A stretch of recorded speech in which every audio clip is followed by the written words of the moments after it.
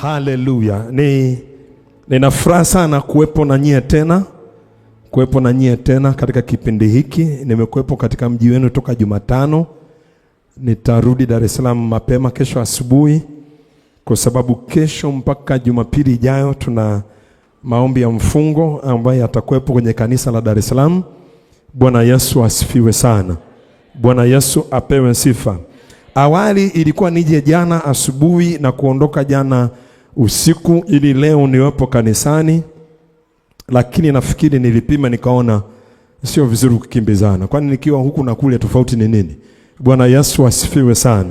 Bwana Yesu apewe sifa. Nikaona tu wiki hii niwepo huku.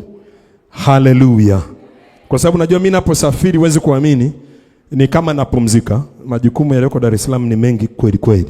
Kwa nikiwepo huku unapata muda wa kupumzika. Ndio maana Mama Eliza umeona nimekuwa sitembei, kwa sababu nimekuwa nikitumia muda vile vile kupumzika. Nikiwa Dar es Salaam muda wa kupumzika unakuwaga mdogo sana. Bwana Yesu asifiwe. Bwana Yesu asifiwe. Kama baba alivyosema jana, tulikuwepo kule ni Kibosho Road kule. Tulikuwa kule Kibosho Road, tulikuwa tunaweka wakfu ile eneo ambalo jengo la ibada linaenda kusimama tarehe 25 mwezi wa pili mwaka 2029. Ile tarehe 25 mwezi wa pili mwaka 2029 ndo tutaingia pale kwa ajili ya ibada yetu ya kwanza ya Jumapili. Bwana Yesu asifiwe.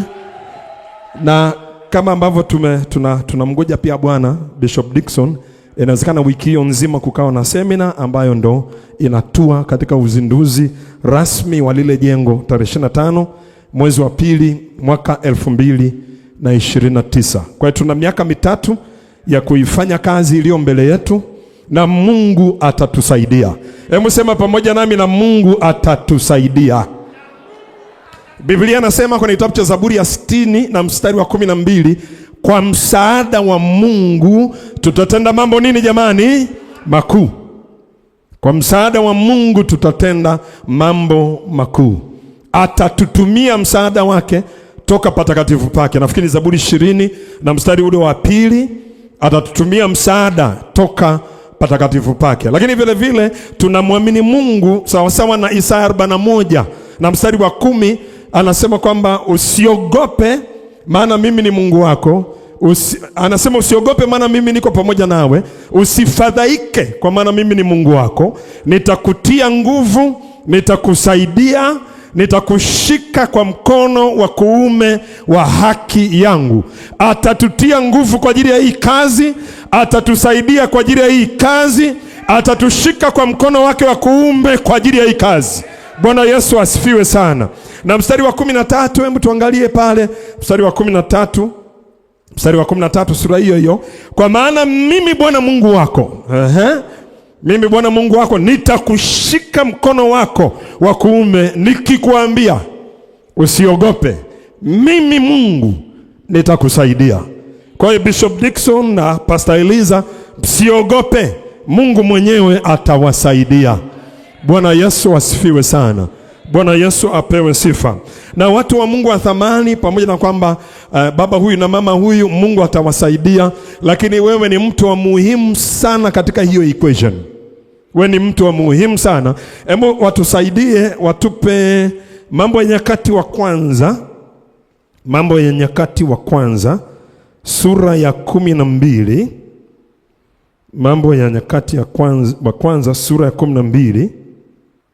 Tutasoma kuanzia mstari wa 14. Bwana Yesu asifiwe. Bwana Yesu apewe sifa.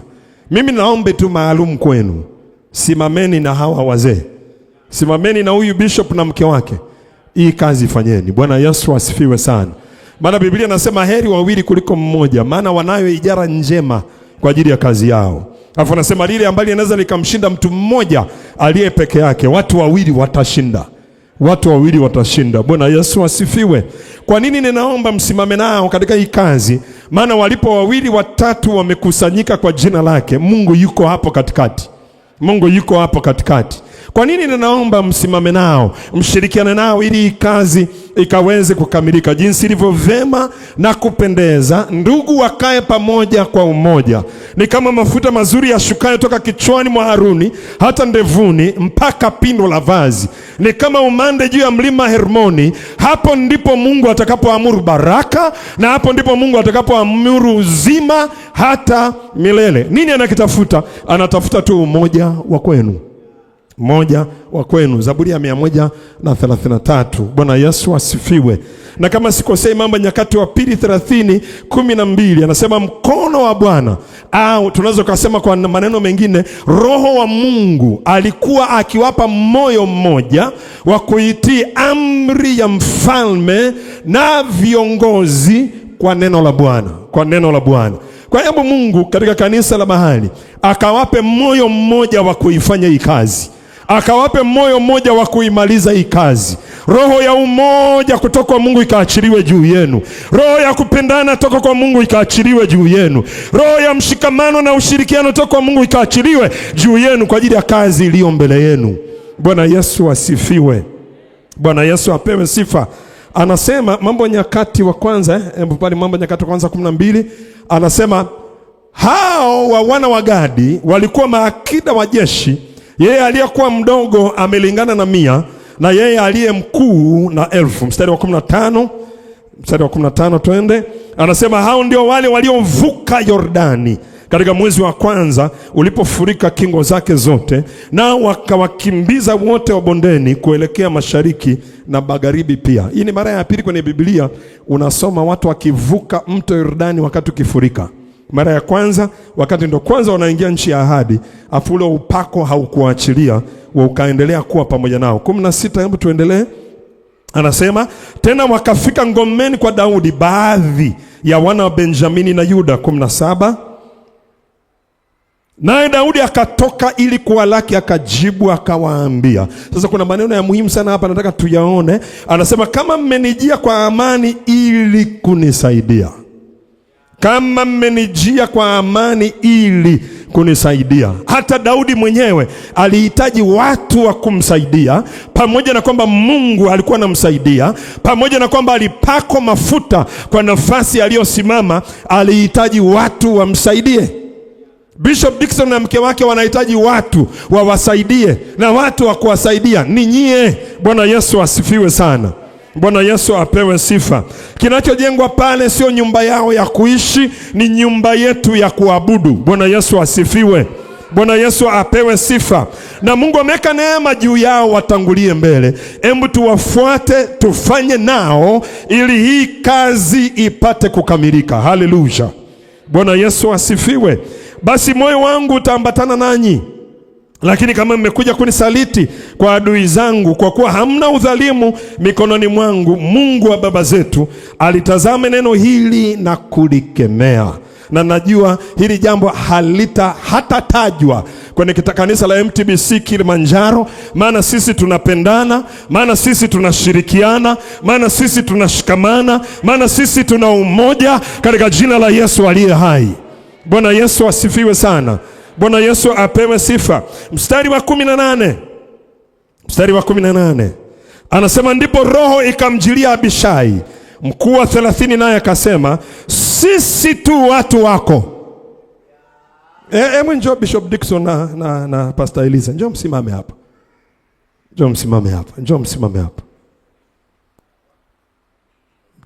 hapa.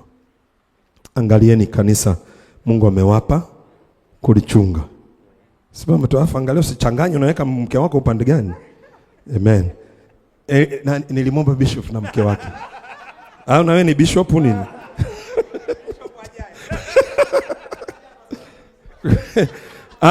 Hiyo umesikia kinabii, lakini kihalisia. Bwana Yesu asifiwe. Naona anasema ndipo roho ikamjilia Abishai mkuu wa watu 30, naye akasema sisi tu watu wako Daudi, na wa upande wako mwana wa Yese.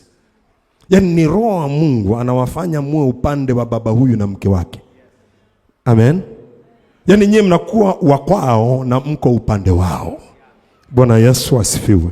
Naomba tufanye zoezi moja la kinabii. Simama pale ulipo. Simama tu pale ulipo. Alafu tutasema huku tukiwa tunawanyoshea mikono, tutawaambia kwamba sisi ni watu wako, Bishop Dickson na mke wako. Kwa hiyo tunyoshe mikono, sio juu kwa Mungu, kwa waelekea wao.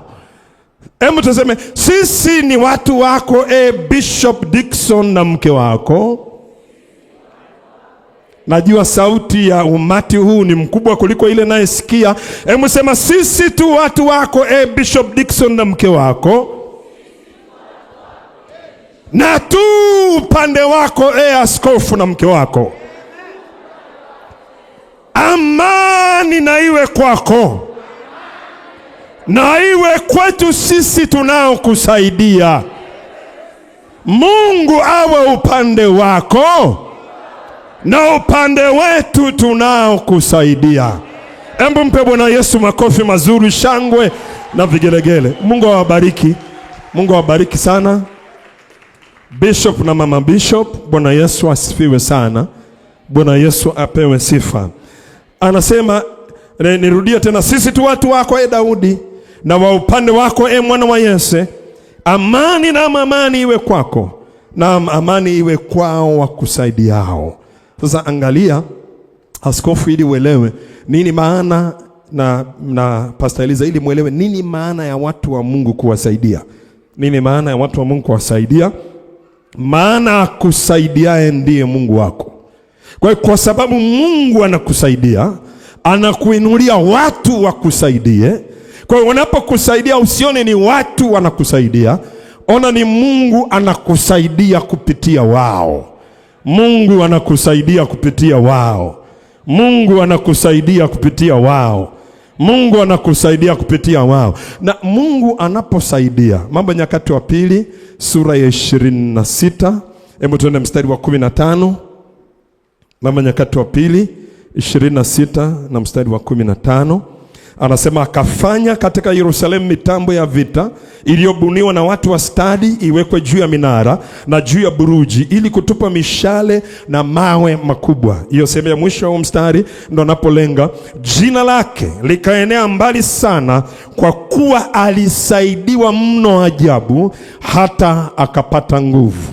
Kwa hiyo pamoja na kwamba tunajua uhalisia wa Mungu kusaidia watumishi wake, lakini kuna upande wa msaada wa Mungu unaachiliwa kupitia watu ambao Mungu anawatoa kwa ajili ya mtumishi yule au mtu yule. Yaani katika kila msaada wa Mungu katika maisha yetu, kuna sehemu ya msaada wake unaachiliwa kwetu kupitia watu.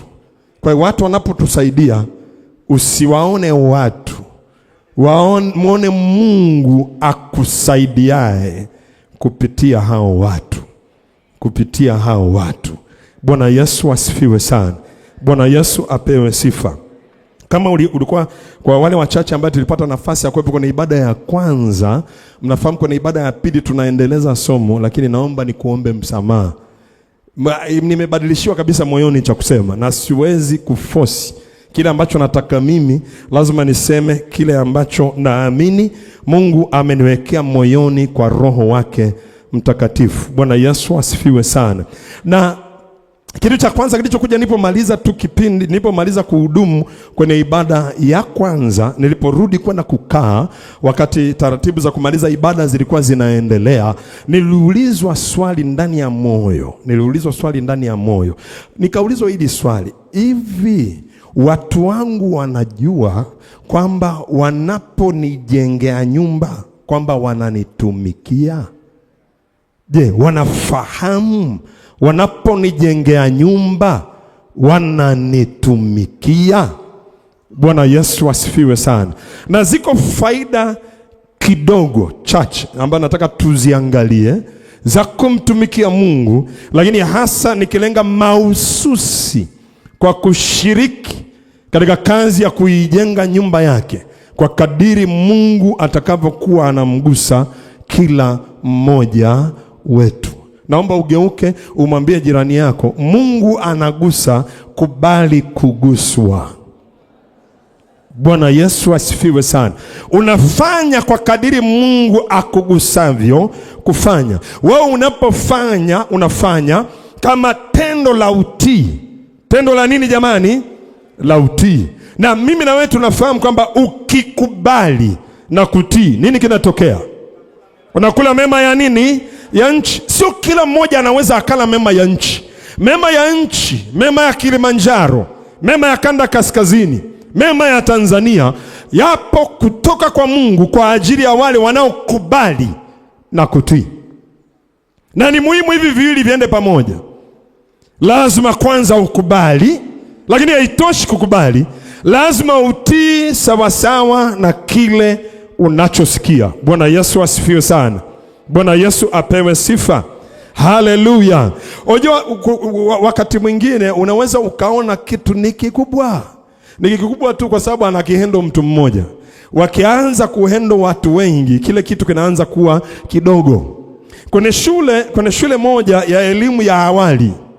Sasa kwenye senior class ya shule hiyo ya elimu ya awali, ni shule ambayo watoto wanasoma elimu ya awali kwa miaka mitatu. Kuna baby class, juu kuna middle class, alafu kuna senior class.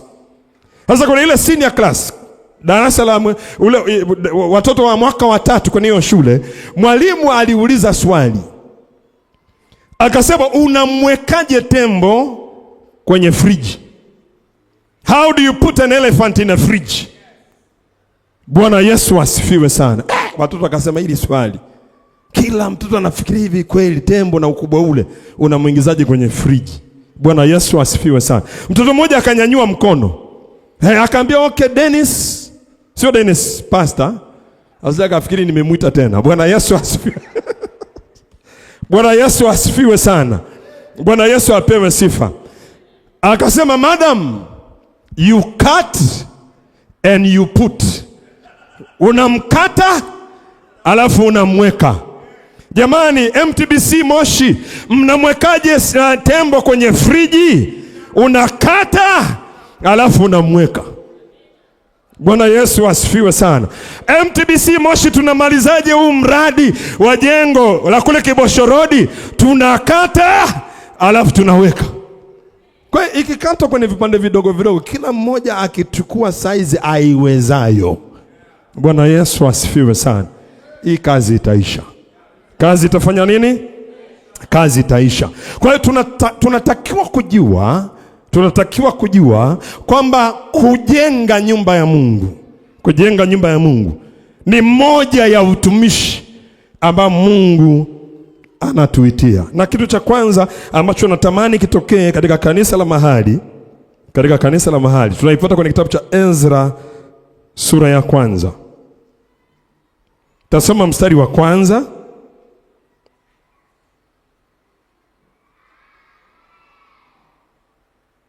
Mstari wa 1 pale. Nafikiri mstari wa 1 peke yake unatosha kusoma. Mstari wa 1 anasema, ikawa katika mwaka wa 1 wa Koreshi mfalme wa Uajemi, ili kwamba neno la Bwana alilolisema kwa kinywa cha Yeremia lipate kutimizwa. Yaani ukiona kule Kibosho Road kuna kazi inainuka, kuna Mungu alisemaga. Unajua, unapoona makao makuu ya Tanzania yako Dodoma, kabla hata Tanzania haijapataga uhuru, kuna mmissionari mmoja alifikaga maeneo ya Dodoma. Afa akauliza kwa nini panaitwa Dodoma kabla hata tujapata uhuru. Wagongo wakasema asili hapa ilikuwa inaitwa Idodomela, sijui, yani kuna neno la Kigogo ambayo inaashiria kwamba kuna tembo alididimiaga pale akazama. Sasa wakati anaelezewa maana ya neno Dodoma, Roho Mungu akaja juu yake akatabiri kwamba hapa hapataitwa Dodoma tena. Ninaona hapa pakija kwa makao makuu ya nchi mpya ambayo inaenda kuzaliwa hapa. Bwana Yesu asifiwe sana. Akatabiri mambo mengi sana kuhusu Dodoma. Na watu wenye kopi ya ule unabii wanaona moja baada lingine likitimia. Yaani unapoona kuna kitu kinafanyika, whether unajua au hujui, kuna neno lilizungumzwa na wewe bila kujua unaishi katika kizazi ambacho kinatimiza lile neno lililonenwa, lile neno lililotamkwa. Hamna kitu unakiona kinatokea ambaye halina neno chini yake. Maana hapo mwanzo kulikuwa na nini jamani? Naye neno alitoka wapi? Naye neno alikuwa nani?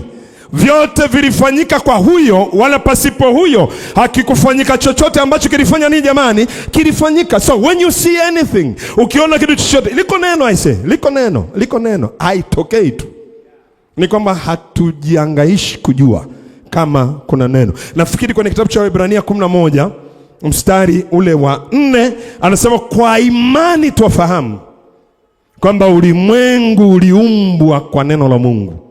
Kwa hiyo ukiona kuna ulimwengu mahali, kuna neno la Mungu lililosababisha uwe ulimwengu uwepo. Na jana Bishop Dickson alitusomea, mimi nilikuwa sikumbuki kabisa kwamba mwaka 2019 kuna maneno ya Mungu nilimtumia kwa habari ya mahali ambapo Mungu anataka aachilie kama mahali pa huduma hii.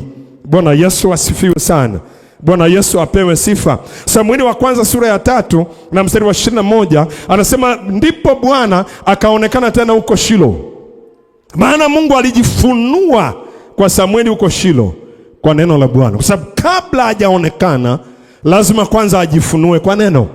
Lazima kwanza ajifunue kwa neno. Amos sura ile ya 3 na mstari ule wa 7 anasema Bwana Mungu hata tena neno lolote pasipo kwanza kuwafunulia watumishi wake manabii siri yake. Kwa hiyo lolote unaloliona lina neno nyuma yake. Lina neno nyuma yake. Kwa hiyo anasema tukirudi pale mtu wa Mungu kwenye Ezra sura ile ya 1 na mstari wa 1 anasema ikawa katika mwaka wa 1 wa Koreshi mfalme wa Wajemi, ili kwamba neno la Bwana alilolisema kwa kinywa cha Yeremia alipate kutimizwa, Bwana akamwamsha roho yake Koreshi. Bwana akaamshe roho zetu. Bwana akaamshe roho zetu. Bwana akaamshe roho zetu. Mfalme wa Wajemi hata akapiga mbio katika ufalme wake wote, akaiandika pia akisema. Na ukiendelea kusoma hii habari utagundua inahusiana na mambo ya ujenzi. Na hapa ni ujenzi wa hekalu lililoko Yerusalemu. Na hapa Mungu aliamsha roho ya mfalme wa kipagani. Mfalme wa nini? Wa kipagani. Bwana Yesu asifiwe. Na naamini kitabu cha Hagai, hebu tukimbie pale sura ya 1. Kuna ili neno linajirudia tena pale. Hagai sura ile ya 1.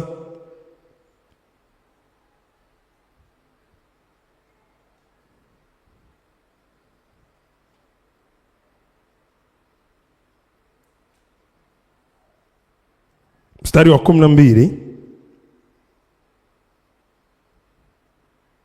No, mstari wa 14. Kwa turuke mpaka mstari wa 14 kuokoa muda. Nikumbushe tena muda uliniambia Bishop. Uliniambia muda gani namaliza? Au na umesahau twende tu mpaka jioni? Na dakika ngapi? Dakika 50, si ndio? Saa 6 na dakika 50, si ndio? Amen. Amen. Anasema Bwana akaiamsha roho ya Zerubabel. Maona? Hakuna ujenzi unafanyika bila roho za watu kuamshwa. Mwana wa Shealtieli, liwali wa Yuda, na roho ya Yoshua, mwana wa Yehosodaki, kuhani mkuu, na roho zao mabaki ya watu, wakaenda wakafanya kazi katika nyumba ya Bwana majeshi Mungu wao. Kwa hiyo kuna roho ya Mungu inapita katikati yetu ikiamsha roho zetu. Amen. Mimi ombi langu roho zetu zikubali kuamka. Roho zetu zikubali kufanya nini? Kuamka. Na ombi langu kwenu, msione mnafanya kazi ya Bishop Dickson na Eliza. Maana ile kazi itaishi kwa muda mrefu sana baada ya wao kuondoka. Kwa muda mrefu sana baada ya wao kuondoka. Kwa atufanyi yao, tunaifanya ya Mungu aliyewaita. Bwana Yesu asifiwe sana. Tunatengeneza baraka ya vizazi, a generational blessing kwa ajili ya watu wa Moshi. Bwana Yesu asifiwe sana. Sijajua vizuri, mtanisaidia watu wa Kilimanjaro, haswa Bishop, kama kuna mtu ambaye si mwenyeji wa Kilimanjaro ambaye amejenga jengo kubwa kama hilo. Kwa sababu nasikia ili eneo halitakagi wageni. Yaani halinakataa wageni. Yaani vitu vikubwa vifanywe na Wachaga peke yao. Bwana Yesu asifiwe. Lakini kama data yangu iko vizuri, nimefuatilia, ni kama ni jengo la kwanza linajengwa na mtu anayetoka nje. Tena kuna jina wanawaitaga watu mnaotoka nje. Tusilitaje kuone uwepo wa Mungu, lakini kuna jina wanaitwaga watu wanaotoka nje. Ina maana kwamba kuna mzigo kidogo mkubwa uko kwenye mabega yenu, kwa sababu itakuwa ni kama malimbuko ya watumishi wengi ambao hawajatoka eneo hili kuja kujenga nyumba za ibada kubwa katika kanda hii. Kwa sababu hii kanda, wakubali wakatae, kuna mizizi ambayo imeenda chini sana ya kumwabudu Mungu Rua. Bwana Yesu asifiwe sana. Na hata hichi kilima ni kilima Kiaro, ni mlima wa Mungu. Kuna ibada zilifanyikaga na wazee wetu kwenye huo mlima. Kwa hiyo tunahitaji kuinua madhabahu imara mno kwa ajili ya Mungu katika maeneo haya. Bwana Yesu asifiwe sana. Na askofu na Pastor Eliza, lazima muelewe vita mnayopigwa, mnapigwa generation, yani mnapigana vita vya vizazi vya miungu ambao wameshika maeneo haya kwa vizazi vingi. Kwa hiyo lazima muelewe jinsi ya kuipigana hii vita ya huku. Lazima muelewe jinsi, na Mungu atawasaidia. Bwana Yesu asifiwe. Na wala hata tumia silaha za ajabu. Sababu upako wa Mungu ulipokuja juu ya Samson, wala hakutumia silaha ya ajabu kuua Wafilisti 1000. Taya ya punda tu, Wafilisti 1000 walianguka chini. Bwana Yesu asifiwe sana. Bwana Yesu apewe sifa. Watu wa MTBC Moshi, mmeaminiwa na Mungu kwa ajili ya kazi hii kubwa. Nyenyekeeni, ifanyeni, ikamilisheni, afu mrudishieni yeye utukufu. Haleluya. Kwa hiyo roho zao ziliamshwa. Weka mkono wako juu ya kifua chako, sema Mungu amsha roho yangu. Hebu nisikie sauti kama mvua toka MTBC Kilimanjaro, Mungu amsha roho yangu. Haleluya. Na Mungu si dhalimu. Kwa kila mkono wake, mkono wa mtu unaonyoshwa kwenye kazi hii, whether unanyoshwa kwa fedha na mali, unanyoshwa kwa wakati wake, unanyoshwa kwa utaalamu wake au kwa ustadi wake ili kuikamilisha hii kazi. Mungu si dhalimu asahau huduma mliomfanyia.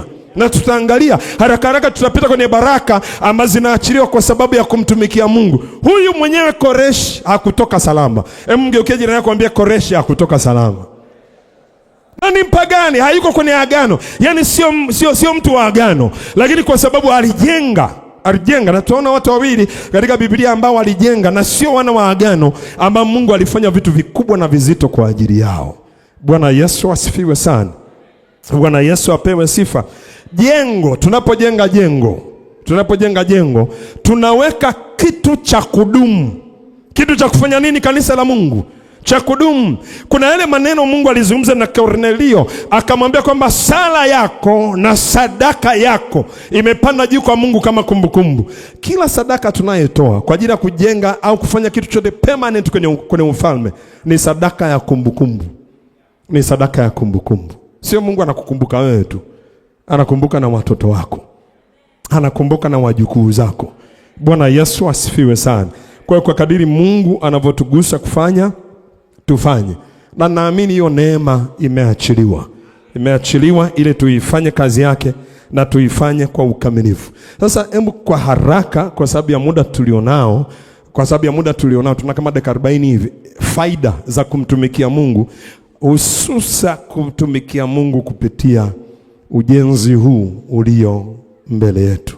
Bwana Yesu asifiwe.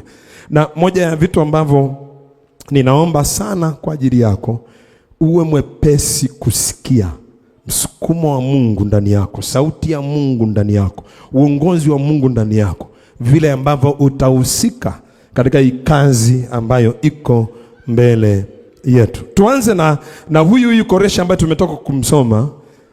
Kuna baraka za ajabu ziliachiliwa katika maisha yake kwa sababu alihusika. Kwa sababu sio kwamba tu alitoa kibali kwa watumwa kurudi kwenda kuijenga nyumba, lakini yeye mwenyewe aliachilia sadaka yake. Hebu sema pamoja nami, yeye mwenyewe aliachilia sadaka yake. aliachilia sadaka yake. Na kimsingi kwenye Agano la Kale, watu ambao tunasoma shule ya maagano tunafahamu kwamba mtu asiye Myahudi alikuwa anadharauliwa, alikuwa anafananishwa na mbwa. So namkumbuka yule mwanamke ambaye Yesu alimwambia kwamba siwezi nikachukua chakula cha watoto na kuwapa nani jamani? Mbwa. Ndivyo walivyokuwa nachukuliwa watu wa mataifa. Lakini Koreshi, kwa sababu alikubali moyo wake uamshwe. Kwa sababu sio kila mtu anayeamshwa anaamka. Hebu nisaidie kumwambia jirani, ukiamshwa amka. Bwana Yesu asifiwe sana. Ukiamshwa amka. Kwa Isaya 45, hebu tuende 1 hadi 3. Kuna baraka kadhaa ziko pale. Anasema mstari wa kwanza, haya ndiyo Bwana amwambiayo Koreshi, mfalme wa kipagani huyo. Alafu anasema masihi wake. Naona baraka ya kwanza tunaiona hapa. Koreshi, fikiria Koreshi alikuwa ni mfalme wa kipagani, lakini kwa sababu alihusika kuijenga nyumba ya Mungu iliyoko Yerusalemu, iliyoko Israel, iliyoko Yuda, iliyoko Sayuni, alitoka kuwa mfalme wa kawaida akawa masihi wa Bwana. Kwa hiyo upo upako ambao unaachiliwa. Uko upako unaoachiliwa kwa kila mmoja anayehusika kwa namna moja au nyingine katika kazi yoyote ya kuijenga nyumba ya Mungu ya ibada. Kuna upako ambao huu upako hawezi kuachiliwa kwa njia nyingine. Unaachiliwa tu kwa wale wanaohusika kujenga nyumba ya ibada ya Mungu. Mstari wa 2 anasema nitakwenda mbele yako. Kwa hiyo sio kwamba tu kuna upako uliachiliwa juu yake. Mungu alifunga makubaliano naye. Mungu alijifunga kwa neno lake, akamwambia nitakwenda mbele yako na kupasawazisha mahali palipo paruza. Unajua katika maisha, katika biashara, katika taaluma, katika elimu, yaani unajua kuna mambo ambayo yanakaa mbele yetu katika safari yetu ili kutuzuia tusifike, lakini kwa sababu tumehusika kuijenga nyumba ya Mungu, anatangulia yeye mwenyewe kusawazisha palipo paruza. Yaani ni kama grader, ni kama bulldozer inayetangulia mbele yako kusafisha njia. Mungu hatumi itifaki, yeye anakuwa itifaki yako, anatangulia mbele yako kusawazisha pale palipo paruza. Bishop, nimetetemeka. Yule binti anaitwa nani alikuja alileta sadaka kule ndani leo, yule mtoto mdogo Sinachi. Mtoto mdogo vile, yani anakamataje vitu hivi? Such a small girl. Mifuko mingapi? 50. Na sio kwamba eti anachukua hela kwa wazazi wake ili aje atoe mifuko 50. Pocket money ile anayopewa ya shule, anadunduliza kila wiki, analeta buku. Bwana Yesu asifiwe sana. Na leo nimemsikia, nimeona amekupa shilingi 2000. Baba, hii ni ya wiki iliyopita na ya wiki hii. Hivi hatima ya elimu ya yule mtoto unafikiri itakuwaje? Yule sio mtoto anayetolewa sadaka na mzazi wake. Yeye anatoa sadaka. Najua mzazi wake anamtolea sadaka, lakini yeye anatoa sadaka. Kama Koreshi alitoa, afu upako ukaja juu yake, afu ukamfagilia njia yake. Sinachi upako uje juu yake, ukamfagilie njia yake. Hata olewa na mwanamume wa ovyo, hata kwama shuleni mahali, hata shindwa kuzaa wakati ukifika, hata shindwa. Yaani mimi nashangaa mtoto mdogo vile, yani amedakaje hiki kitu. Natamani niwaone wazazi wake. Yaani wazazi wake ni kina nani? Ni wewe.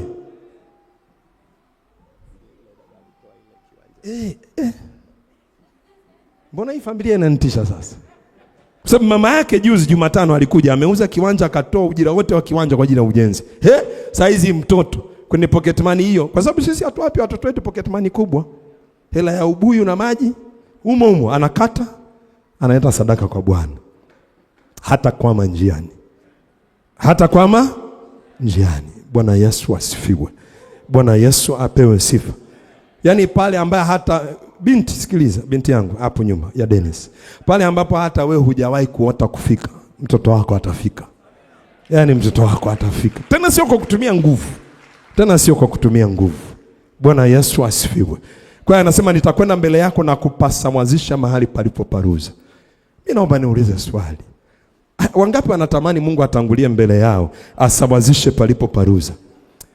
Yani usisubiri ujisikie. Mimi I do not believe in emotion. I believe in principle. I believe in principle. Naamini katika kanuni. Nikishajua kanuni, whether nimemsikia Mungu sijamsikia, nafanya sawa na kanuni. Kwa sababu hiyo ndo kufanya kwa imani. Bwana Yesu asifiwe sana. Kwa nitakwenda mbele yako na kupasawazisha mahali palipoparuza. Anasema nitavunja vipande vipande milango ya shaba. Yaani sio wewe utaomba na vunja mlango. No. Wewe kuhusika kwenye baraka ya ujenzi. Yeye Mungu mwenyewe ataenda mbele yako na atavunja vipande vipande malango ya shaba. Sababu kuna milango inakuwaga migumu kufunguka. Wajua ili ndoto tulizonazo ziweze kutimia, kuna milango lazima ifunguke. Kuna milango inafungukaga kirahisi, kuna milango inagomaga kufunguka. Lakini tukiwa wajanja na kujua jinsi ya kuhusika katika kuijenga kazi nyumba ya Mungu, Mungu ameahidi kwa mmoja wa baraka, yani baraka ya tatu ambayo anatangulia mbele yetu, na kuvunja vipande vipande malango ya shaba. Anasema na kukata mapingo ya chuma. Sasa mapingo ya chuma anazungumzia madirisha yaliyowekwa grili kama pale.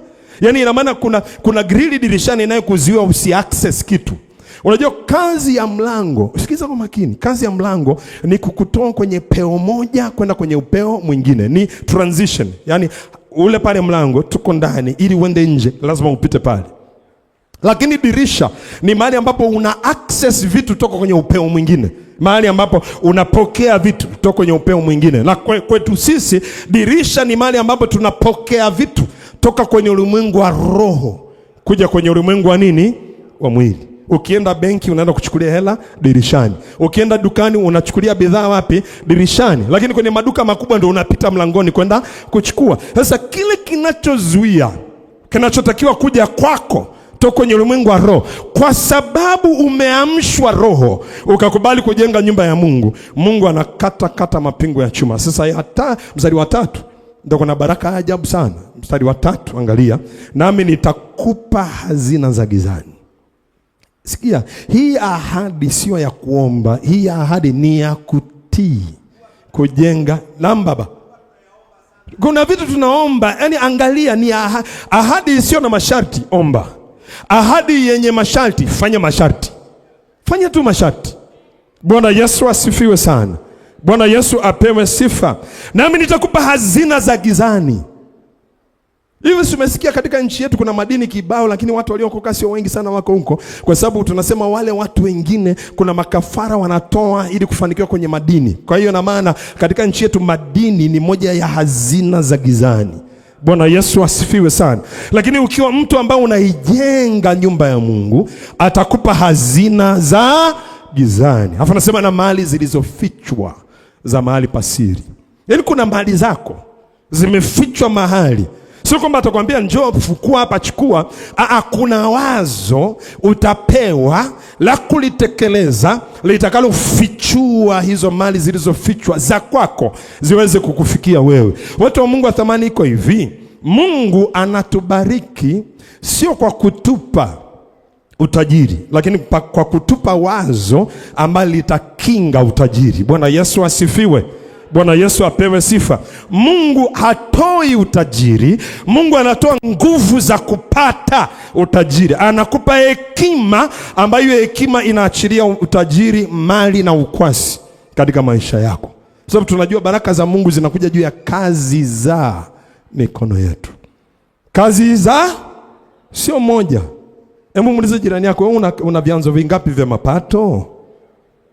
Sasa kama ana chanzo kimoja tu, ni ngumu Mungu kuachilia baraka kwa utimilifu wake kwako, maana anataka aelekeze kwenye kazi za mikono yako. Bwana Yesu asifiwe sana. Kwa hiyo hata kama kuna kazi ya kuajiriwa unafanya mahali, lazima uwe na side hustle fulani mahali fulani, kwa sababu Mungu anabariki kazi za mikono yetu. Kwa hiyo tumeona katika mistari hii, baraka ya kwanza kuna upako mwamko fulani ambao unaachiliwa juu ya watu waijengao nyumba ya Mungu. Lakini vile vile Mungu ameahidi mbili, kwenda mbele ya watu hawa na kusamwazisha mahali palipo paruza. Tatu, tumeona kwamba anavunja vipande vipande malango ya chuma. Nne, tunaona anakata mapingo ya chuma. Tano, tumeona anatupa hazina za gizani. Na sita, mali zilizofichwa za mahali pasiri.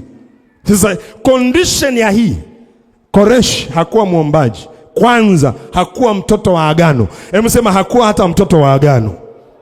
Yeye alikuwa ni mjenzi tu. Alishiriki katika project ya ujenzi ambayo ilikuwa inasimamiwa na Ezra. Bwana Yesu asifiwe sana. Yeye ameshuhudia tu, Mungu ameamsha roho yake. Aliamshaje? Sijui. Na wewe pia inawezekana hata ujumbe wa leo unakuja ili kuamsha roho yako kufanya. Kuamsha roho yako kufanya. Kuamsha roho yako kufanya. Hivi Sinach yuko kwenye darasa la watoto Naomba mtu akamlete. Akamlete Sinach. Naomba mtu mmoja akaniletee Sinach hapa. Sijui ni mama yake ataenda au nani, akamlete Sinach. Sasa andiko la pili tunaenda kuliangalia. Sasa hilo andiko la kwanza limebeba baraka 6 ndani. Mwambie jirani yako andiko la kwanza lina baraka 6 ndani. Sasa andiko la pili, mtu kwenye kitabu cha Luka sura ya 7. Luka sura ya 7. Luka sura ya 7. Hebu tuanze mstari wa kwanza. Luka sura ya 7. Anasema alipokwisha kuyamaliza maneno yake yote masikioni mwa watu, aliingia Kapernaum. Mstari wa pili. Anasema na mtumwa wake akida mmoja alikuwa hawezi. Unaona? Ni akida, mtu mkubwa, kiongozi wa kikosi, au inawezekana alikuwa diwani, tegemeana ni Kiswahili gani kinatumika. Akida, mtu mkubwa.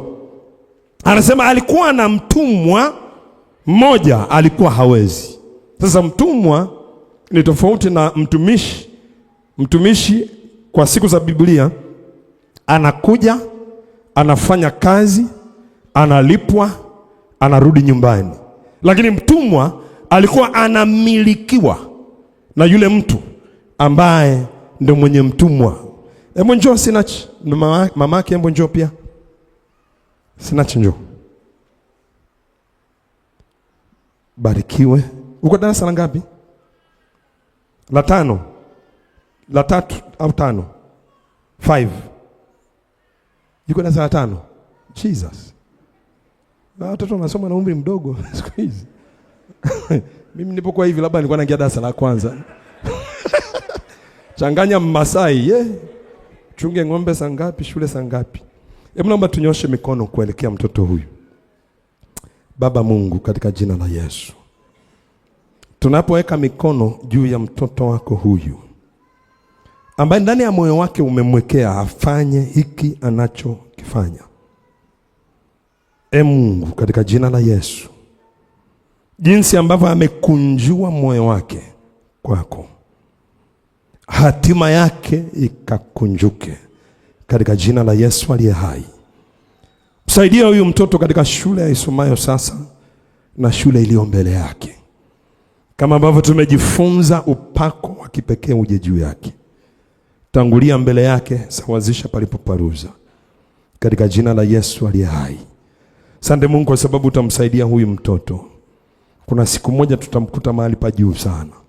Lakini hatutosahau kwamba kwenye ukuta wa kanisa la MTBC Kilimanjaro jina lake lipo. Libarikiwe jina lako Mungu, katika jina la Yesu aliye hai. Amen. Amen. Umebarikiwa mtoto, na iwezi kama vinginevyo kwa jina la Yesu aliye hai. Watu wataisikiliza sauti yako, utatembea na mamlaka isiyokuwa ya kawaida. Mungu ataweka ndani yako uwezo wa kusimamia fedha nyingi, mali na ukwasi. Zitatumika kwa ajili ya baraka, sio kanisani tu, lakini baraka katika jamii ile ambayo utakuwepo katikati yake. Utakuja kuwa philanthropist mkubwa sana.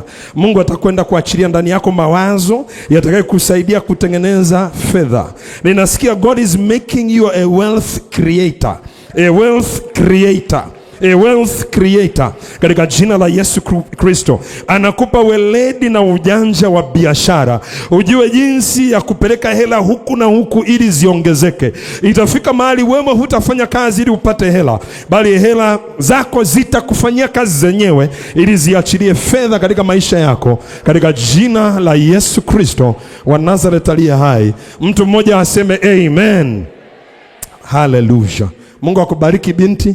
Kuna maswali ningeuliza, sitauliza hapa madhabahuni, nitawaita ofisini niwaulize. Bwana Yesu asifiwe sana. Bwana Yesu apewe sifa. Kwa hiyo huyu mtumwa wake akida mmoja alikuwa hawezi. Biblia inaposema hawezi, anaumwa mpaka hawezi kufanya kazi, anaumwa mpaka hawezi kula, anaumwa mpaka hawezi kujisaidia mwenyewe, inabidi asaidiwe. Mtu ambaye hawezi amelala, anasema karibu na kufa, naye ni mtu aliyempenda sana. Kwa hiyo huyu akida alikuwa anampenda sana huyu mtumwa wake. Nafikiri alikuwa anampenda kwa sababu ya uaminifu wake, kwa sababu ya utendaji kazi wake. Bwana Yesu asifiwe sana. Inawezekana alikuwa anampenda sana huyu kwa sababu hamna kilichokuwa nawekwa chini ya mikono yake kilikuwa kinaharibika. Alijua madaktari wa siku yake hawawezi kumponya, lakini alikuwa anajua vile vile kwamba yeye anaweza asijue namna ya kumkaribia Yesu, maana anajua Yesu hakutumwa ila kwa kondoo waliopotea wa nyumba nini ya Israeli. Sasa huyu hakuwa miongoni mwa watu wa nyumba ya Israeli, huyu alikuwa ni Mrumi. Hebu tuone mstari unaofuata. Aliposikia habari za Yesu, alituma wazee wa Wayahudi kwake kumwomba aje amponye mtumwa wake. Naona yeye mwenyewe alijiona hastahili kwenda, lakini akaenda kwa wazee wa Kiyahudi, mataifa Mrumi. Na sio tu mataifa hivi hivi, mataifa wa taifa ambalo ndio linawatawala kwa mabavu Wayahudi kwenye msimu huu. Lakini akaenda kwa wazee wa Kiyahudi akiwaomba waende wakamwombe Yesu aje amponye mtumwa wake. Ujasiri wa kwenda kuzungumza na wazee wa Kiyahudi wasiozungumza na mataifa, wasiozungumza na makafiri, aliutoa wapi? Angalia mstari wa 4. Na walipofika kwa Yesu walimsihi sana wakisema, amestahili huyu umtendee neno hili. Kwa nini? Mstari wa 5, maana analipenda taifa letu, naye alitujengea sinagogi, nyumba ya ibada. Bwana Yesu asifiwe sana. Yaani mtu ambaye haiwezekani Yesu aende. Yesu ametumwa kwa kondoo waliopotea wa nyumba ya Israeli. Kwa hiyo anapoenda ni mahali walipo kondoo waliopotea wa nyumba ya Israeli. Alitokaje kwenye njia yake akakatisha kwenda kwenye nyumba ya huyu akida? Ni kwa sababu alikuwa anapenda taifa la Mungu. Nini ushahidi kwamba anapenda taifa la Mungu? Aliwajengea sinagogi. Hebu angalia mstari wa 6. Basi Yesu akaenda pamoja nao bila hata kusita. Yesu hakusema kwamba mimi sikutumwa kwa nyumba isipokuwa kwa kondoo waliopotea wa nyumba ya Israeli. Aliposema tu analipenda taifa letu, ametujengea sinagogi, lazima Yesu alikumbuka habari za Koreshi. Bwana Yesu asifiwe sana. Akaenda nyumbani kwa huyu akida, akaondoa ugonjwa kwenye ile nyumba. Bwana Yesu asifiwe sana. Asubuhi wakati tuko hapa tunamwabudu Mungu, nilisikia kabisa wazi watu watakaoendelea kuhusika na hii project, sitaruhusu hela zao ziende kutibu, ziende kutengeneza vitu vilivyoharibika, sijui ziende kufanya hiki. Mungu atalinda uchumi wako. Atalinda uchumi wako. Bwana Yesu asifiwe sana. Kwa hiyo hapa tumeona baraka ya 7. Baraka ya ngapi jamani? Ya 7. Atashughulika na magonjwa. Kuna mafuta maalum yanayoshughulika na magonjwa katika nyumba za watu wanaomtumikia Mungu kwa njia ya kumjengea mahali pa kuabudu. Kumjengea nyumba na kujenga mahali ambapo watu wake watakuwa na mwabudu. Kitabu cha Kutoka sura 23 mstari wa 25 na mstari wa 26. Kutoka 23, 25 na 26. Anasema nanyi mtamtumikia Bwana Mungu wenu. Kuna baraka 6 tena ziko kwenye mistari hii miwili. Baraka 6. Moja kati ya hizo nafikiri tayari tumetaja, lakini ziko baraka 6. Bwana Yesu asifiwe. Nanyi mtamtumikia Bwana. Na katika muktadha wa kwetu tunamtumikia katika kuijenga nyumba yake. Katika kuijenga nyumba yake kwa kadiri Mungu atakavyomwezesha kila mmoja wetu kufanya. Anasema nanyi mtamtumikia Bwana Mungu wenu, anasema naye atakibarikia chakula chako. Kwa hiyo unaona chakula kinabarikiwa. Nafikiri ukisoma Bishop kwenye kitabu cha Hagai, moja ya vitu ambavyo viliwatesa wale watu ambao walisema bado wakati wa kuijenga nyumba ya Bwana, wanakula lakini hawashibi. Bwana Yesu asifiwe sana. Yaani ufurahii chakula. Sasa anaposema atabarikia chakula chako, maana yake utapata chakula unachokifurahia. Sio kila unachokula kinashibisha. Kuna vitu vingine tunakula vinajaza tumbo. Bwana Yesu asifiwe sana. Yaani huwezi ukasema unakula viepe alafu umeshiba. Imekujaza tumbo tu. Kwa sababu lishe iliyoko kwenye viepe. Mwambie jirani yako na unaona viepe ukiila sana inakufanya nini? Sasa ile ni baraka. Bwana Yesu asifiwe sana. Bwana Yesu apewe sifa. Kwa hiyo atabariki chakula chako. Bwana Yesu apewe sifa. Kwa kadiri Mungu anavyokusemesha, wewe fanya. Sasa mmoja wapo ya baraka hii ni baraka ya 8 sasa, atabariki chakula changu. Alafu anasema na maji yangu. Sababu kule kwenye Hagai, moja ya shida ambao waliipata wale watu kwa sababu hawakujua wakati wa kuijenga nyumba ya Mungu. Anasema kwamba walikunywa vinywaji lakini hawakuridhika navyo. Yaani kiwa haikukata. Bwana Yesu asifiwe. Lakini hapa anasema kwamba atabariki maji yako. Alafu angalia baraka ya 3 ambayo iko hapa, ndio tuliotoka kuisema kama baraka ya 7. Anasema nitakuondolea ugonjwa katikati yako. Yaani God will not allow you to pay his bill and medical bills. Hata ruhusu. Yaani hata ruhusu ulipe bili yake, alafu ulipe pia na bili za tiba yako binafsi, hata ruhusu. Kwa yeye atakuwa physician wako. Yeye atakuwa daktari wako. Yeye atakuwa daktari wako bingwa. Yeye atakuwa daktari wako bingwa mbobezi. Bwana Yesu asifiwe sana. Lakini sikia anachokuambia ufanye. Hatusemi ili kumanipulate, tunasema ili kukupa ufahamu, ili akikusemesha unakumbuka ulifundishwa. Bwana Yesu asifiwe sana.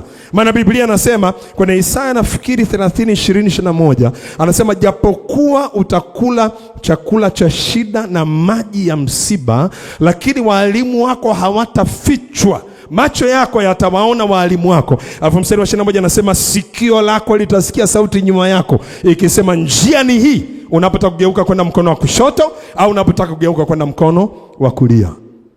Mambo ya Mungu, hebu mgeukie jina lako, mwambie mambo ya Mungu wala sio magumu. Fahamu ya kuombea, fahamu ya kanuni, fanya unavyopaswa kufanya. Yaani maisha yako yatakuwa hayana stress. Bwana Yesu asifiwe sana. Bwana Yesu apewe sifa. Kuna wakati mwingine tunaomba mpaka tunakunja sura zetu zinazeeka, kuombea vitu ambavyo haviwezi kufunguka kwa maombi. Vinafunguka kwa kutii kanuni fulani ya ufalme wa Mungu. Kutii kanuni fulani ya ufalme wa Mungu. Bwana Yesu asifiwe sana. Sasa tukirudi kule kwenye Kutoka, muda wangu hauko pamoja nami. Tukirudi kwenye Kutoka mstari wa 26 sasa. Anasema jambo la 4, anasema hapata kuwa na mwenye kuharibu mimba. Sio mimba tu ya watoto tunaowazaa, lakini mimba ya wazo lililotunga ndani yetu ili kuleta mafanikio. Hatutaharibu mimba ya kazi za mikono yetu. Bwana Yesu asifiwe sana. Hatutaharibu mimba ya matamko tunayotoa kwa habari ya mafanikio ambayo katika siku zetu za usoni. Bwana Yesu asifiwe. Bwana Yesu apewe sifa. Anasema hapata kuwa na mwenye kuharibu mimba. Kwa hapata kuwa na miscarriage, hapata kuwa na abortion, hapata kuwa na vifo vya kabla ya wakati, hapata kuwa na vifo vya mawazo yetu, hatutaanzisha vitu vikafa. Bwana Yesu asifiwe sana. Wala aliyetasa. Yaani maisha yetu yatazaa matunda. Kwa sababu Mungu alipowabarikia Adam na Hawa, akaambia kazaeni, kaongezekeni, kaijazeni nchi, kaitisheni na kuitawala. Bwana Yesu asifiwe sana. Lakini ili ufike kwenye hatua hiyo ya 5 kati ya hivyo vitu nilivyotamka hapo, lazima kwanza pasiwe na utasa katika maisha ya kwetu. Wakati mwingine maisha yetu kwenye eneo la mafanikio hayaendi kwa sababu tumeteswa na roho ya utasa. Namna ya bei rahisi sana ya kuvunja roho ya utasa katika maisha yetu, mtumikie Mungu. Wewe nenda kamuulize Hana, atakwambia alikuwa anaenda Shilo mwaka kwa mwaka akiomba mtoto. Alipobadilisha maombi akasema ukinipa nitakupa, mtoto akaachiliwa. Haleluya. Bwana Yesu asifiwe sana. Yaani njia rahisi, the cheapest way to break the spirit of barrenness. Mtumikie Mungu. Mtumikie Mungu. Mtumikie Mungu. Bwana Yesu asifiwe sana. Bwana Yesu apewe sifa. Afu anasema na hesabu ya siku zako nitatimiza. Hivi tulikuwa tumefika, nafikiri tulikuwa tumefika mpaka baraka ya 7. Hapa zimeongezeka zingine 5. Kwa hiyo mpaka sasa hivi kuna 12. Bwana Yesu asifiwe sana. Ayubu 36:11. Ayubu sura ya 36 na mstari wa 11. Ayubu 36:11. Kama wakisikia na kumtumikia. Mgeukie jirani yako, msemeshe kwa Kiswahili cha Nigeria, mwambie usikie o. Mwambie tena sikia o. Kama wakisikia na kumtumikia, watapisha siku zao katika kufanikiwa. Wangapi kuanzia sasa na siku zilizobaki za uhai wao hapa duniani wanataka wazipitishe katika kufanikiwa? Kama wakisikia na kunitumikia. Bwana Yesu asifiwe sana. Watapisha siku zao katika kufanikiwa. Anasema na miaka yao katika furaha. Furaha ni bidhaa adimu. Bidhaa adimu sana, na ndio kinaondoaga watu kabla ya wakati. Bwana Yesu asifiwe sana. Maana moyo wenye furaha ni nini jamani? Ni dawa. Yaani unatembea na famasi yako, unapokuwa na furaha, unatembea na famasi yako. Kinachojitokeza huko ndani kwa ndani, bila kuwepo daktari wa kuandika prescription, bila kuwepo pharmacist wa kuachilia hiyo kudispense hizo dawa. Hiyo dawa inaachiliwa tu ndani na kutibu ndani kwa ndani. Moyo wenye furaha. Sasa unapomtumikia Mungu, utapitisha siku zako katika kufanikiwa na miaka yako katika furaha. Mimi nikuulize mtu wa MTBC Moshi. Hivi ile tarehe 25 mwezi wa pili mwaka 2029, sote sisi na wengine wengi ambao watakuwepo wakati huo, tunapoingia kuliweka wakfu lile jengo kwa ajili ya matumizi, umekaa kwenye kiti afu unajua kwamba mimi nilimpa Mungu sadaka ili kuwezesha ili jengo lisimame. Sadaka yangu mimi sijui ilitumikaje, kama ilitumika kwenye sakafu, ilitumika kwenye nguzo, ilitumika kwenye hizi samani zilioko ndani, lakini hili jengo nalo likalia, kuna sadaka yangu imeingia. Nini kinakuzuia kumwambia Mungu, unaona sasa nimejenga nyumba yako, sasa ya kwangu inakuaje? Bwana Yesu asifiwe. Maana Suleiman yeye alijenga kwanza ya Mungu, afu Mungu akajenga ya kwake. Wakati Daudi alipokuwa na moyo wa kujenga nyumba kwa ajili ya Mungu, akamwita yule, alikuwa ni nabii Nathani, alikuwa ni nani? Kuna nabii pale aliitwa, afira nabii akaenda akazungumza na Mungu. Mungu akamwambia, mwambie Daudi hata nijengea mimi nyumba, mimi nitamjengea yeye nyumba. Kwa hiyo tunapoamka kujenga nyumba ya Mungu, yeye anajenga ya kwetu. Na Mungu akijenga ya kwetu, anajenga zaidi ya nyumba ya matofali. Inamaanisha kuna kitu atafanya kwa watoto. Kuna kitu atafanya kwa wajukuu. Kuna kitu atafanya kwa vitukuu. Kuna kitu atafanya kwa vilembwe. Kwa nini? Kwa sababu umeinuka na kuijenga nyumba ya kwake. Bwana Yesu asifiwe sana. Bwana Yesu apewe sifa. Haleluya. Amen. Kwa hiyo utapitisha siku zako katika kufanikiwa na miaka yako katika furaha. Na andiko la mwisho naomba tuangalie kitabu cha Yohana sura ya 12 na mstari wa 26. Yohana sura ya 12 na mstari wa 26. Biblia inasema, huyu ni Yesu anasema mtu akinitumikia na nifuate. Bwana Yesu asifiwe sana. Kwa hiyo kumtumikia Mungu ni visa ya kumfuata Yesu. Nafahamu katika wokovu, tulipookoka tulifufuliwa pamoja naye na kuketishwa pamoja naye katika ulimwengu wa roho ndani ya Kristo Yesu. Hiyo ndo baraka ya wokovu. Bwana Yesu asifiwe sana. Utii wetu hausababishi baraka, utii wetu unafungulia thawabu iliyo ndani ya baraka. Sababu kila baraka ina thawabu ndani. Wewe unachofaidi, baraka ni lile tamko lililoachiliwa. na mwenye mamlaka zaidi yetu. Na kwa habari ya sisi watoto wa Mungu baba yetu, kuna matamko ambayo ameyaachilia ya baraka ya kiagano. Lakini kila tamko ambayo ni baraka in itself imebeba ndani thawabu. Utii wetu kwa maelekezo ya agano yanaachilia ile thawabu iweze kuonekana katika maisha yetu. Bwana Yesu asifiwe. Mtu akinitumikia na anifuate, nami nilipo ndipo na mtumishi wangu atakapo kuwapo. Bwana Yesu asifiwe sana. Kwa hiyo kama Yesu alipewa jina lipitalo majina yote, kama Yesu aliketishwa mkono wa kuume wa Mungu Baba juu sana, wewe vile vile ndipo ambapo cha kwako na wewe mwenyewe unaelekea unapojiungamanisha na thawabu iliyo ndani ya kuijenga nyumba ya Mungu. Bwana Yesu asifiwe sana.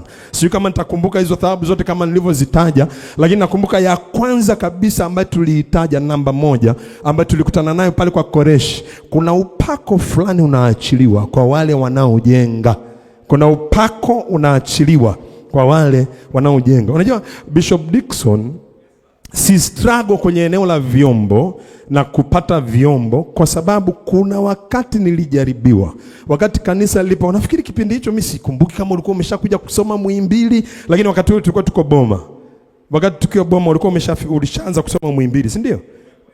Mlikuwa na Robert Mbelwa na yule mwingine ambaye yuko nani anaitwa nani, yuko Mwanza naye. Mko watatu. Yule mwingine ni mchungaji naye yuko Mwanza. Hapo sisi wote bwana, hivi imekuwaje nyinyi wote mlikuwa mnakuja maana mmekuwa wachungaji? Kwani pale maana pana nini pale? Bwana Yesu asifiwe sana. Bwana Yesu apewe sifa. Sasa Lai alikuja kufanya mkutano wa Injili Dar es Salaam. Alafu lori lilikuwa limebeba vyombo vya muziki likakwama mpakani, likachelewa kidogo. Kwa hiyo wakawa hawana vinanda vya kutumia. Sisi wakati huo, sikumbuki hata kama Eliza ulikuwa umeshakuja, wakati huo ulikuwa unaitwa Msiku. Sikumbuki kama ulikuwa ulishakuja pale kwenye huduma, lakini mimi sikumbuki ulikuja kwenye kipindi gani. Jamani, Bishop Dickson sio kwamba ni mwanangu, mpaka mke amempatia huko kanisani. Bwana Yesu asifiwe sana. Yaani hawa hawawezi kunikana hata wakitaka. Yaani hawawezi. Unajua siku moja Dickson, alafu tuendelea na hii shuhuda. Nilikuwa niko nafua bafuni. Alafu nikawa nimeweka YouTube. Kwa hiyo inatoka kwenye hii. Kwa hiyo mara nasikiza mahubiri yangu wakati nafua, mara unakuja wewe. Sasa nikacheka. Nikasema anayehubiri ni Carlos. Mbona hicho kicheko ni kama cha Dickson Mtalitinya? Nikasema alibadilishwa saa ngapi? Nikatoka kuja kuangalia. Nikakuta ni mimi ndo nacheka kama yeye. Nikagundua sio mimi nacheka kama yeye. Yeye anacheka kama mimi. Bwana Yesu asifiwe sana. Bwana Yesu apewe sifa. Hii ilitokea tena siku nyingine kwa mwanangu mmoja anaitwa Pastor Maimbo, msaidizi wangu. Wakati yeye yuko Bumbuli. Niko hivyo nafua. Hapo kwa sebleni nimeweka video ya ibada, CD ya ibada nasikiliza mafundisho. Sasa sauti ninayosikia ni ya kwangu, ila shule nasema hii toka nizaliwa sijaifundisha.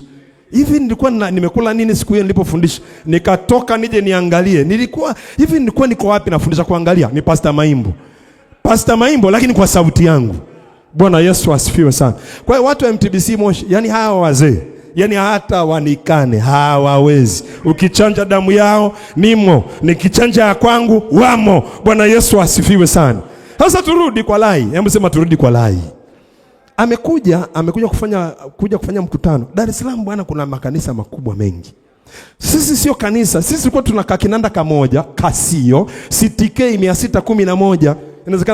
Inawezekana gift hata hajui hicho kinanda. Yaani hicho sio kinanda hata. Bwana Yesu asifiwe sana. Ndio tulikuwa tunakitumia na nilikuwa nakipiga mwenyewe. Si unakumbuka? Mwanzo wa huduma alikuwa anapiga kinanda mwenyewe. Basi wakaja watu wake wakisema tunaomba tuazime kinanda. Sema sisi hatuna kinanda. Sisi tuna kinanda, akasema hiyo itatufaa mtumishi. Sababu vinanda vyetu vitafika usiku wa leo, kwa hiyo kesho unaweza ukaja ukachukua. Wakachukua, wakaenda wakaitumia kweli, wakaitumia kwenye crusade. Alafu usiku wake waizi wakapita madhabahuni wakabeba vyombo vyote ikiwepo na kinanda chetu. Bwana Yesu asifiwe sana. Wakasema Wilfred Lai akasema kwamba yule mchungaji, jamani, tusije tukamsikitisha na kumuumiza, mwambieni aje, kinanda chake kimeibiwa, lakini kwa sababu vinanda vinakuja na vilivyo extra, achague kinanda chochote anachotaka kati ya vinanda vilivyokuja, hata kile kilicho kizuri kuliko vyote ambavyo tumekuja navyo achukue, kwa sababu moyo wake ni moyo wa ajabu kutupa kinanda. Na mimi kweli nilikuwa naenda uwanjani pale Kidongo Chekundu kwenda kuchukua kinanda. Ile naingia uwanjani, nimekaa nyuma, injili inaendelea, ili mkutano ukiisha niende nikachukue kinanda changu. Mungu akauliza, hichi kinanda ulimpa Lai akitumie, ulinipa mimi nikitumie? Nikamwambia, Mungu, nimekupa wewe unitumie. Akasema, usimsumbue mtumishi wangu Lai, amna kuchukua kinanda hapa. Bwana Yesu asifiwe sana. Sasa mimi nitakupa kinanda. Haleluya. Bwana Yesu asifiwe. Nikaenda nikamwambia mtumishi wa Mungu Wilfred kwamba sitachukua kinanda. Mungu ameniambia sikukupa wewe, nimempa yeye. Kwa hiyo ni wajibu wake kuturudishia kinanda. Ndio tulihama toka kwenye Casio kupitia kile kinanda, tukaenda kwenye Yamaha PSR 2100 toka pale, ambayo PSR 2100 ananunua CTK 10. Bwana Yesu asifiwe sana. Na sasa muujiza uliotokea siku ile, Jumapili kwa sababu Jumapili yake tulikuwa tuliabudu bila kinanda. Alafu kuna mtu mmoja, unamkumbuka Zefania Mafie? Yuko Arusha sasa hivi. Zefania Mafie akasema kwamba, mchungaji, kwa nini hamna kinanda? Ndio nikamsimulia. Akasema, kesho asubuhi saa 5 tukutane Posta, twende tukanunue kinanda kingine. Sasa nikasahau kumwomba namba ya simu, lakini alishawahi kunitajia namba ya simu zamani, sijaandika mahali popote. Kwa hiyo nimefika mjini. Kipindi kile kuna zile simu unachukua hela unatumbukiza. Mimi sikumbuki zile simu zilikuwa za kampuni gani, hazikufanya kazi muda mrefu.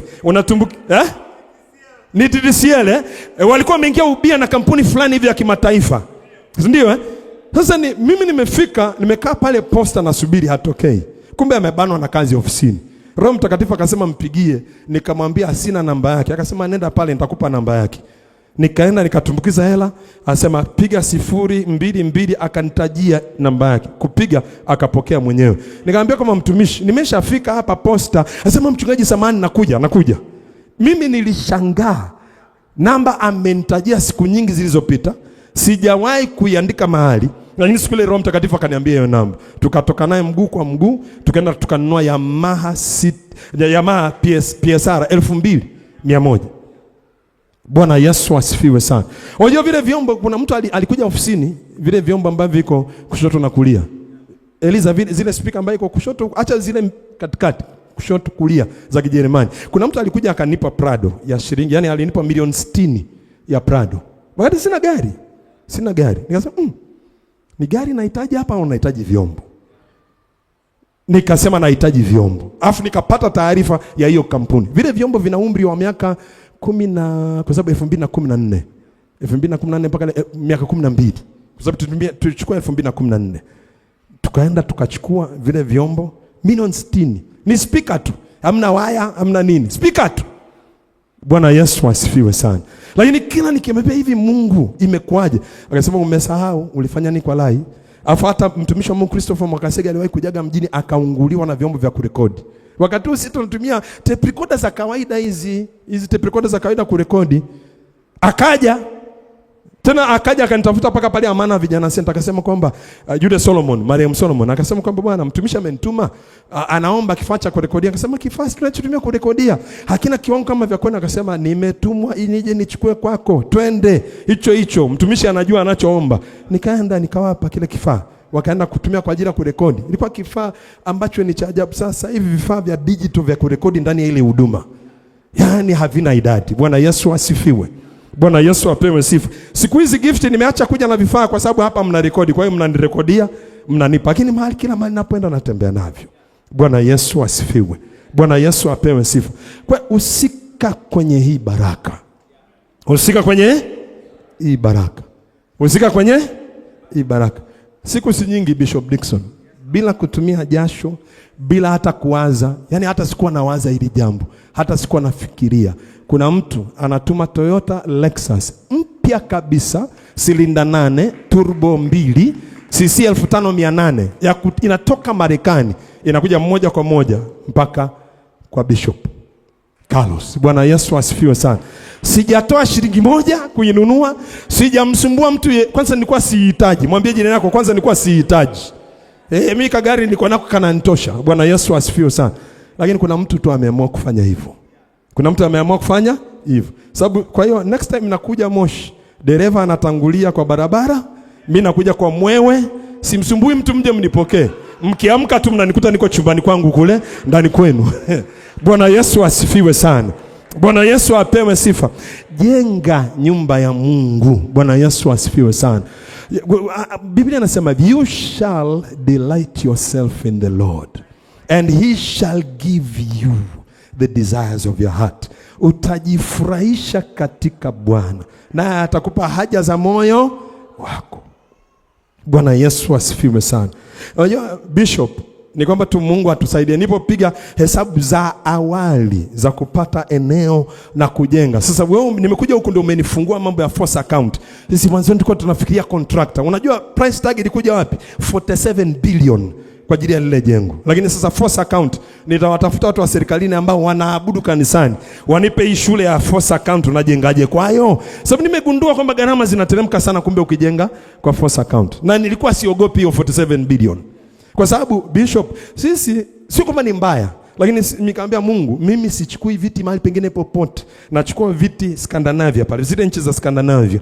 Ndio nitakwenda kusolicit viti vitakavyoingia kwenye nyumba ya ibada. Vyombo vitatoka Ujerumani. Bwana Yesu asifiwe sana.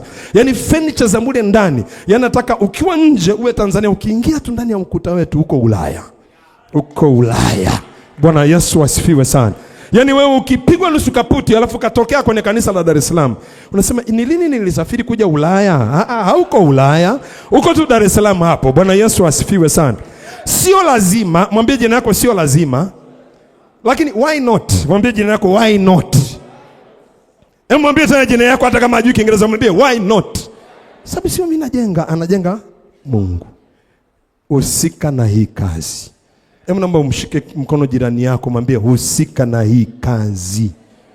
Wewe husika. Mungu, namna Mungu atakavyozungumza na wewe. Namna Mungu atakavyozungumza na wewe. Na watu wa Mungu wa thamani, viongozi wa hapa, msiwe na pressure. Mungu, hii kazi sio yenu.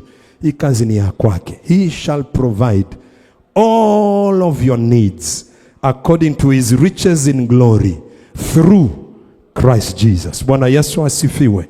Bwana Yesu apewe sifa. Na mimi niwaambie kitu kimoja viongozi wa hapa, nikimaanisha Bishop na Eliza. Hii project ni project kubwa. Kila ambacho mnataka kuona kikifanyika huko chini, nyie anzeni kufanya. Mtashangaa. Siwaambii mfanye nini, lakini anzeni kufanya. Yaani fanyeni kitu fulani ambacho sio cha kawaida kwa ajili ya hii project. Sitaki kusema, lakini najua mnachotakiwa kufanya. Fanyeni kitu kisicho cha kawaida. Nyie anzeni nyie kitu ambacho sio cha kawaida. Kitu ambacho kitawashtua Moshi. Kitu kitakachowashangaza kwa ajili ya hii nyumba. Mtakapofanya kitakachofunguliwa kwa washirika wenu mpaka mtaogopa. Lakini nyie ndio mnatakiwa mwanze kufanya. Nyie ni viongozi. That is the true price of leadership. Kwa nyie anzeni. Sitaki kusema, Mungu atawasemesha. Kwa sababu nikisema mimi itawavuruga kichwa. Lakini Mungu akiwasemesha, wala msisite, kifanyeni kwa ajili ya nyumba hii. Mungu si dhalimu. Mungu hata waruhusu mtoe kuliko yeye atakapotoa kwenu. Hata waruhusu. Lakini kuna kitu atawasemesha. Kuna kitu atawasemesha kwa ajili ya hii kazi. Kwa sababu Dickson, tarehe 25 mwezi wa pili mwaka 2029 lazima tuingie kwenye hili jengo limekamilika. Yaani hiyo ni lazima, sio hiari. Tutaingia kwenye hili jengo litakapokamilika. As you would want sacrifice kwa wale unaowaongoza, be an example. Bwana Yesu asifiwe. Najua unavyo sacrifice, lakini vitu unavyo sacrifice hakuna anayejua. Hiki ambacho Mungu atawataka msacrifice mpaka watu wataona na watajua. Sacrifice for this great house. God will not leave your house, au nyumba za watoto wako, au nyumba za wajukuu wako, au nyumba za vitukuu vyako. kakae chini na mzee Mtalitinya. Sijui kama mmewahi kukaa naye chini. Mzee Mtalitinya alishawahi kuhusika kanisa kupata eneo hapa Moshi. Mengi sana amehusika wakati akiwa yuko manispaa. Si alikuwa ni afisa ardhi. Wewe nenda kaongea na baba. Kati ya baraka mnazotembea nazo nyie ni kwa sababu ya alivyotumia nafasi yake kufungua mlango kwa ajili ya ufalme wa Mungu Kilimanjaro na sehemu alizokuwa akitumika. Kwa hiyo fanyeni. Hivi haushangai kwenye familia mzee Mtalitinya, hata sio familia ya kikuhani, kuna makuhani wawili wametokea. Wametokea wapi? Hao makuhani wametokea wapi? Kuna kitu ile baba alifanya. Kuna kitu ile. Unajua unapohusika na kujenga, unapohusika kufungua mlango kwa ajili ya ufalme wa Mungu, huwezi ukaachwa hivi hivi. Baba, katika jina la Yesu, wewe ni mwema na mwaminifu. Mungu ni rehemu kama sijasema nilivyopaswa kusema. Lakini Mungu, nimesema kile ambacho naamini umeweka katika moyo wangu. Na Mungu, ninajua kuna mahali unawapeleka watoto wako wa thamani wa MTBC Moshi. Mungu wangu na baba yangu, wasaidie kama ambavyo walikuwa na neema ya kusikia. Sasa kila mmoja akajue katika kila alichosikia yeye sehemu yake ni ipi kwa ajili ya kukamilisha nyumba hii kuu katika jina la Yesu. Na hii nyumba kuu itakapoenda kukamilika, watu watajiuliza, hawa watu wamewezaje kufanya kazi ya namna hii? Hawa watu wamewezaje kufanya kazi kuu namna hii? Wameweza kwa sababu Mungu wa Israel umewasaidia. Asante Mungu kwa sababu unamsaidia mmoja mmoja wa watoto wako wa thamani walioko mahali hapa. Ninakumbuka Mungu shughuli za mikono yao. Nakumbuka biashara zao na kazi zao. Ninakumbuka kilimo chao na kila wakifanyacho kama chanzo cha mapato Bwana. Asante kwa sababu ya mvua ya baraka ambayo inaendelea kunyesha katika maisha yao ili kuwawezesha kwa kazi iliyo mbele yao. Mungu, kati ya project ambazo baba huyu atazifanya kwa urahisi kuliko project nyingine yoyote ni pamoja na project hii Bwana, kwa sababu mkono wako uko kipekee katika hii project ili kuiwezesha, katika jina la Yesu aliye hai. Sifa, heshima na utukufu tunakurudishia katika jina la Yesu aliye hai. Mtu mmoja mwenye pumzi na aseme amen. Hebu tumpe Bwana Yesu sadaka ya makofi kama mvua. Sadaka ya makofi kama mvua wakati mtumishi wake anapokuja. Unaweza ukafanya vizuri kuliko hivyo. Hata sadaka ya makofi tunambania. Pe sadaka ya makofi, yeye anastahili katika jina la Yesu.